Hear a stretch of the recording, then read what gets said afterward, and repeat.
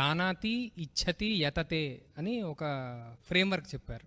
ఎవరైనా సరే మొదట తెలుసుకుంటారు, దాని తర్వాత తెలుసుకున్న దాన్ని పొందడానికై ఒక కోరికను పెంచుకుంటారు, పెంచుకున్న కోరికనికి అనుసారంగా తన ప్రయత్నాన్ని మొదలు పెడతారు. జానాతి ఇచ్చతి యతతే అని.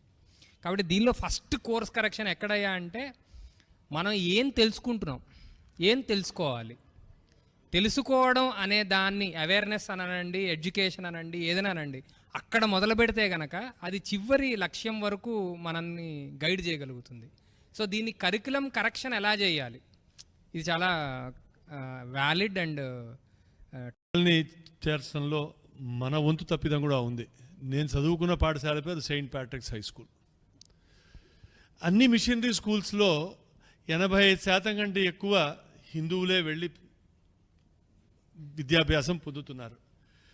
అటువంటి 85% ఉన్నవాళ్ళని మిషనరీ స్కూల్ అనాలా, లేదు దాన్ని హిందూ స్కూల్గా అని చెప్పి వాళ్ళకున్న రికగ్నిషన్ తీసేయడానికి మనం ఏం చర్యలు తీసుకోవచ్చు? లా చదువుతున్న మోనికారెడ్డి గారు దీని మీద ఏదైనా కాస్త. నాకు ట్రెడిషనల్ వాల్యూస్ అయినా మా ఇంట్లో ఈరోజు మన సంఘ అయినా లేకపోతే విహెచ్పి మీటింగ్స్ జరగడం అయినా మా నాన్నగారు మాకు చెప్పిన ఆ టైంలో చెప్పిన కొన్ని ఇంపార్టెంట్ పాయింట్స్ మీద I think my character got formed.